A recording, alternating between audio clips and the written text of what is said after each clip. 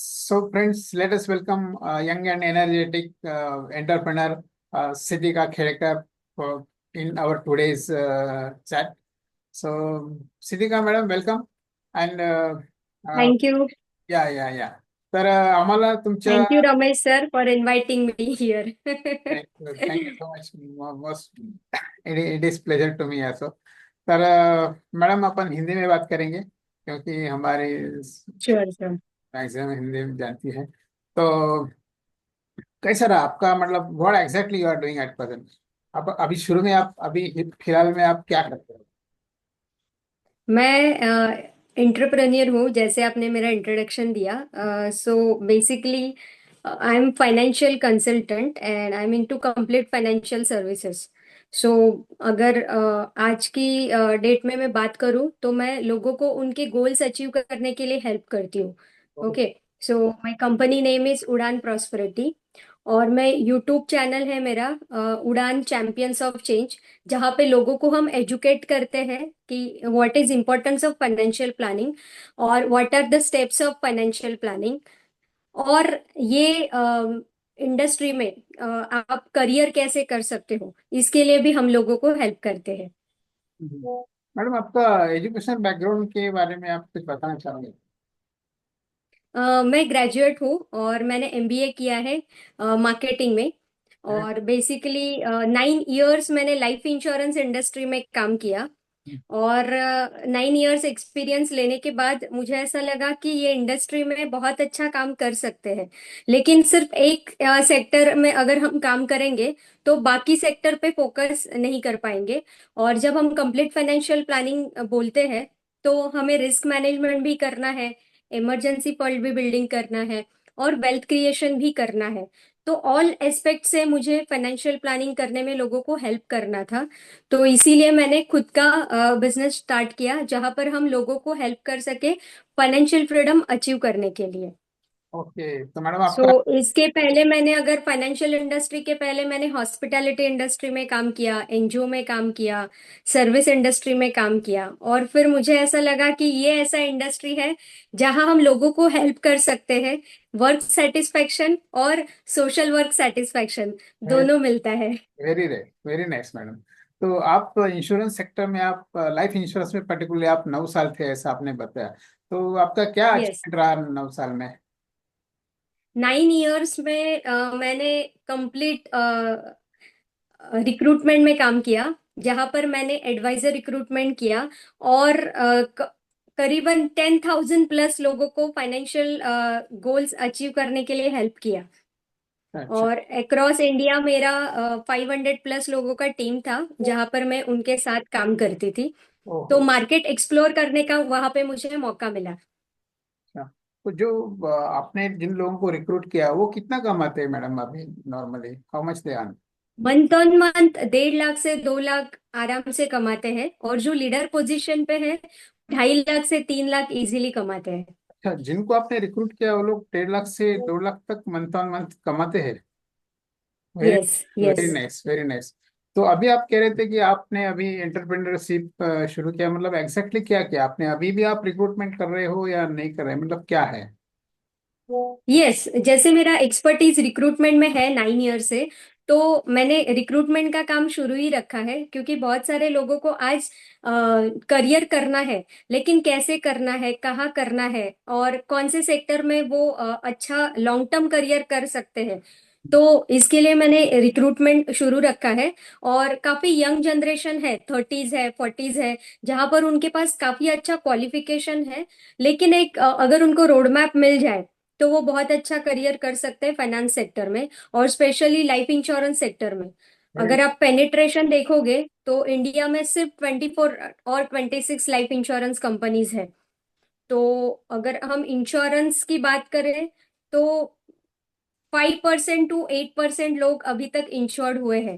तो ओहो. हमारे पास बहुत अच्छा स्कोप है कि हम 150 करोड़ का जो हमारा पॉपुलेशन है उसको अगर सिक्योर्ड करना है, तो आपने अगर 10% 20% को भी इम्पैक्ट कर पाए तो भी आप बहुत अच्छा करियर कर सकते हैं वेरी. ये इंडस्ट्री में. अभी because looking at your age you are very young, so आप क्या सोचते हो कि यंग लोगों ने इंश्योरेंस सेक्टर में आना चाहिए, नहीं आना चाहिए, क्या लगता है. 100%। क्योंकि अगर आप यंग लोगों का देखोगे कि यंग लोगों में एक इंथुजियाज्म होता है, एक एनर्जी होता है। इनोवेशन के साथ अगर काम करना है, एक एजुकेटर, एक फाइनेंशियल इन्फ्लुएंसर, तो ये बहुत अच्छा अपॉर्चुनिटी है जहां पर हम लोगों को एजुकेट करते हैं राइट फाइनेंशियल प्लानिंग करने के लिए और राइट फाइनेंशियल गाइडेंस देने के लिए। और साथ ही साथ में आप एक फैमिली को सिक्योर कर रहे हो।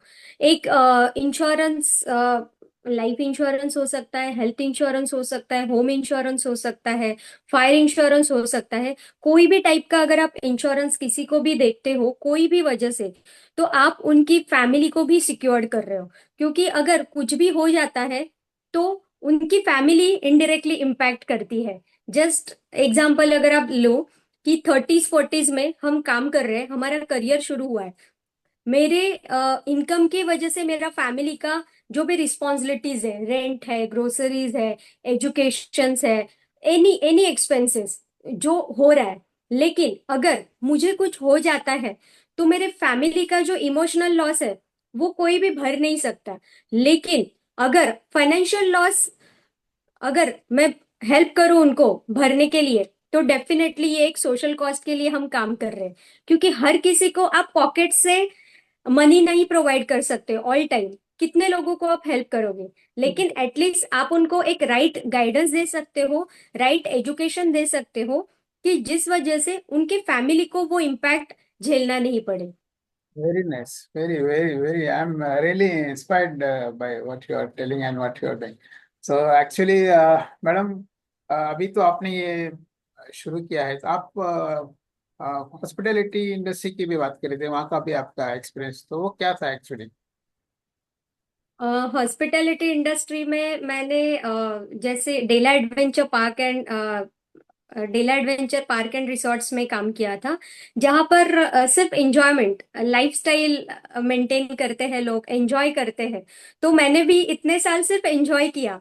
अगर मैं मेरी खुद की बात करूं तो फाइनेंशियल सेक्टर में आने के बाद मैंने मेरा फाइनेंशियल प्लानिंग किया। उसके पहले कॉमर्स स्टूडेंट होने के बाद भी मैंने अपनी फाइनेंशियल प्लानिंग नहीं की थी, क्योंकि मुझे कोई बताने वाला नहीं था। मुझे ऐसा था कि मेरे फ्रेंड्स है, मेरा सर्कल है, मुझे वैसे ही लाइफस्टाइल मेंटेन करना है, एंजॉय करना है, शॉपिंग करना है। मतलब सेविंग, या तो वो फिक्स डिपॉजिट या आरडी या म्यूचुअल फंड या लाइफ इंश्योरेंस, कुछ भी मैंने किया नहीं था। मतलब कॉमर्स स्टूडेंट होने के बाद भी मैं खुद खुद का financial planning at the age of 24 से मैंने शुरू किया। जब मैं ये फाइनेंस इंडस्ट्री में आई, जब मैं लाइफ इंश्योरेंस इंडस्ट्री में आई, इसके पहले मुझे कुछ इंपॉर्टेंस था ही नहीं, मुझे सिर्फ एंजॉय करना था। अच्छा। जैसे आप देखोगे आज जेंजीज है, तो हमें शॉपिंग करना बड़ा अच्छा लगता है, एंजॉय करना अच्छा लगता है। ठीक है। और अगर आप हमें बोलोगे कि अरे इन्वेस्टमेंट करो, सेविंग करो, तो ठीक है बाद में देख लेंगे, पहले शॉपिंग। तो आज एक क्रेडिट कार्ड मिल गया है लोगों को। पहले बचपन में हमें टॉयज मिलते थे जो हम लोग उसके साथ खेलते थे, लेकिन आज हमारे पास एक क्रेडिट कार्ड नाम का टॉय है जो हमारा पूरा सेविंग और पूरा फ्यूचर एग्जॉस्ट कर देता है। मतलब आज तो हम एंजॉय कर लेते हैं, लेकिन फ्यूचर के लिए एक लोन लाइबिलिटीज बढ़ा के रख देते हैं। तो मेरे हिसाब से वो टॉय को अगर हम बाजू में रखें तो हम हमारा फाइनेंशियल प्लानिंग बहुत अच्छे से कर सकते हैं। Very nice, very nice. Madam, अभी तो मतलब आप इंश्योरेंस सेक्टर में थी, आप ऐसा मतलब ये वो आपने स्विच ओवर कर लिया वो जॉब, या मतलब वहां पे आप जॉब करते थे या क्या करते थे? यस, मैंने एज ए एम्प्लॉय काम किया। मैंने कोटक लाइफ इंश्योरेंस में लास्ट 9 इयर्स काम किया। ओ। और उसके बाद मुझे ये समझ में आया कि मार्केट में एक राइट अवेयरनेस नहीं है, एक इंश्योरेंस के लिए या फिर फाइनेंशियल प्लानिंग के लिए, दोनों के लिए राइट एजुकेशन होना बहुत इंपॉर्टेंट है।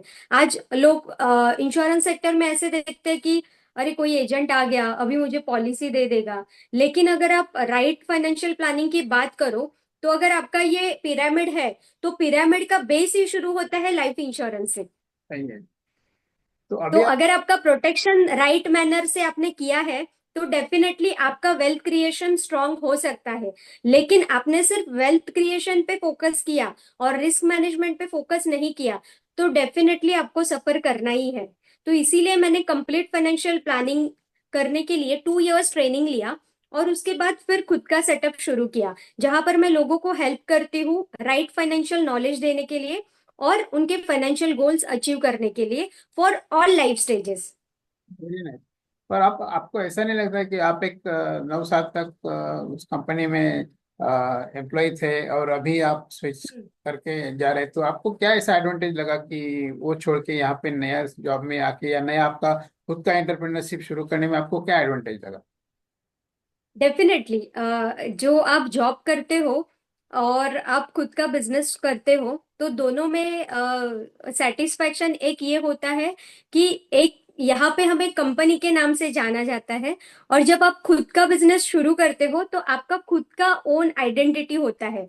तो लॉन्गर रन में आपको आपके नाम से लोग जानेंगे, आपके खुद के कंपनी के नाम से जानेंगे। तो ये एक बहुत बड़ा चीज है जो आज के यंग लोगों को करना चाहिए, कि आज आपके पास टाइम है, एनर्जी है, नॉलेज है, और सबसे बड़ा इंडस्ट्री में बहुत बड़ा स्कोप है। तो आप अगर आज शुरू करते हो तो अगले 10 इयर्स में आप आराम से रिटायर्ड हो सकते हो। मतलब जैसे हमारे पेरेंट्स या आपके पेरेंट्स या आप भी अगर रिटायर्ड हुए रहेंगे, तो I guess 55-60 is maximum age of retired 60 years। Retired life. 60 years। तो मुझे ऐसा लगता है कि मुझे इतना लंबा नहीं जाना है। ओके। सो आपका सो मुझे मतलब। हार्डली नेक्स्ट 15-20 इयर्स में रिटायरमेंट लेना है। मुझे वाह। 50 के पहले रिटायरमेंट लेना है। तो वेरी अगर नाइस। मुझे ये करना है, तो डेफिनेटली मुझे ऐसा कुछ काम करना पड़ेगा जहां पर मैं मेरा फ्यूचर प्लानिंग भी स्ट्रॉन्ग कर सकूं। जैसे मैं लोगों को हेल्प करती हूँ फाइनेंशियल प्लानिंग के लिए, वैसे मैं खुद का भी फाइनेंशियल प्लानिंग इतना स्ट्रॉन्ग कर सकूं कि मुझे 50 के पहले रिटायरमेंट लेना है। तो सो इसके लिए ये प्लेटफॉर्म बहुत अच्छा है, जहां पर आप अच्छे से लॉन्ग टर्म पे काम कर सकते हो और अपना फ्यूचर प्लानिंग कर सकते हो। Okay, so you have become independent, आपको इंडिपेंडेंट बनना था। और आप मतलब आप तो वही काम करते, मतलब पहले जो आप काम करते थे वही काम आपने कंटिन्यू रखा, लेकिन आप जल्दी यस, रिटायर हो सकते हैं ऐसा कहते हैं आप। अदरवाइज आपको यस, 60 यस। साल की एज में रिटायर होना था, जैसे मैं रिटायर हो गया at the age of 16। Okay. तो एक लास्ट लास्ट सवाल मैडम आपका, आपने काफी समय दिया मुझे, उसके लिए बहुत I am thankful to you. लेकिन एक लास्ट सवाल कि आप अभी जो न्यू जनरेशन है उनको या हम्म। नॉर्मल पब्लिक है उनको क्या कहना चाहेंगे, क्या बताना चाहेंगे out of your new generation जो है, आज जेंजी जनरेशन, उनको अगर ये राइट टाइम पे नॉलेज मिलता है, तो कम एज में भी वो बहुत बड़ा वेल्थ क्रिएशन कर सकते हैं। लेकिन अगर हमारे जैसे यंग लोग ही आके इसके बारे में जानकारी दे, अवेयरनेस क्रिएट करे, तो वो ज्यादा इम्पैक्टफुल रहेगा। क्योंकि अगर मैं कर सकती हूँ तो डेफिनेटली आप भी कर सकते हो, ऐसे मुझे लगता है। और जैसे जेंजी का लाइफस्टाइल है कि उनको फॉरेन टूर्स करना अच्छा लगता है, उनको अगर इनकम अनलिमिटेड है तो उनका लाइफस्टाइल अच्छे से मेंटेन करना अच्छा लगता है। तो ये इंडस्ट्री में इतना स्कोप है कि आप बहुत बढ़िया लाइफस्टाइल मेंटेन कर सकते हो, वर्ल्ड टूर कर सकते हो, ग्लोबल इम्पैक्ट आप क्रिएट कर सकते हो। जैसे इसमें आपका एमडीआरटी है, सीओटी है, टीओटी है, ये नेशनल रिकॉग्निशन है, जहां पर आप इंडिया को रिप्रेजेंट कर सकते हो। तो आप खुद का एक स्ट्रॉन्ग आइडेंटिटी भी क्रिएट कर रहे हो, एक अच्छा अपने आप को खुद को पैम्परिंग कर रहे हो, एक अच्छा लाइफस्टाइल दे रहे हो, और साथ ही साथ आपका नॉलेज भी बढ़ रहा है, और जल्दी से जल्दी रिटायर्ड हो और मस्त एंजॉय करो, एक ही लाइफ मिली है। Experience. Thank you very much, madam. Thank you for sparing time and adding these values to not only to me but even to